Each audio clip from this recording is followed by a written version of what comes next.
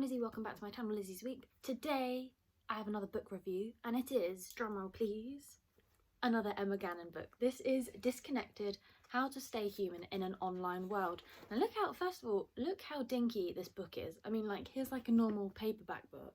Well, I guess like, yeah. I expected this to be a lot bigger, but it is dinky.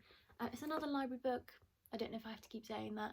But yeah, today I thought I'd go into Emma Gannon's latest book for 2022, a non-fiction, Disconnected. Mainly goes into how we have become disconnected, yet we're in a connected world like more than ever before. We're connected by social media, our phones, the internet, everything else, and just pick up a phone, whatever, the TV, just you name it, we're so connected. We're always on, we're always alert, 24/7. And this book goes on how we can become what we were back in the day, making sure we can stay human. Now we're in the world of Zoom, we've got TV, we just scroll through our phones. Now this one, I can't say I was that overwhelmed by it in a good way. This was, a lot of it was what I already knew. So it mainly draws upon how Zoom has taken over our lives. We're doing things over the internet.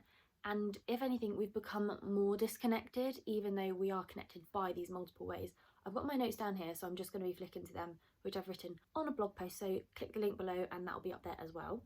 This is, I think it's meant to be a self-help book, but also a description of what's happened in our lives, because we've all been impacted by the pandemic, other events, and just the internet and technology evolving at a rapid rate. Now, she draws upon the way of working now, the online world and social media, and this kind of links into her previous book, The Multi-Hyphen Method. The video is also on my channel for that book, so you can go back and watch that. And it's mainly like, I want to say, a carry-on version from that of how we're all now working. We can do these hustles on the side and also open our laptop, go to work, close a meeting, whatever, just carry on. Then it's how we're all just tired, all tired really. And as I said before, it's mainly what we already know, or at least from what I know and my experience. And I didn't learn that much from this book. We're all fatigued, we're all consumed by this technology, and it's something back like when we were in our tribes, like evolving from back in the day when we were like cavemen and stuff.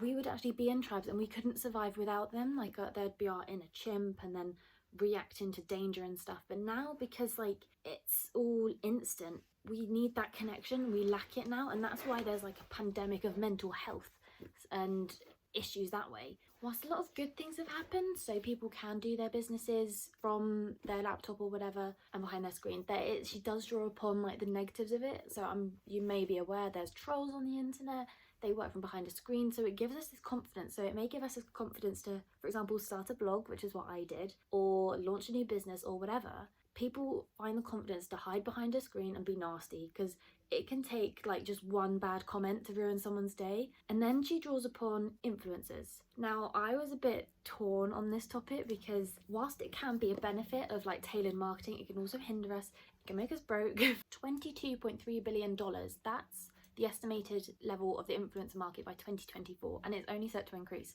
So it was like small things like that which were new to me, but other than that, influencers I already know. I'm sure you do, you watch YouTube, there are other people like that on social media. It connects us, but it can also be a hindrance as well, because it still disconnects us, because it creates these online communities, but then it can also separate people as well, because there are nasty comments on these other threads as well. I feel like quite unmotivated by this book, like just talking about it, because really there's not a lot that happens. It is a tiny book, there are a few chapters, the text really isn't that big. And self-help books, I do get really torn with them, because there are prompts in here, but whether you choose to do them or not is up to you. For example, she has like go analog, and then remember you're not a machine, write down things, choose an actual book over a Kindle, like I'm up for that.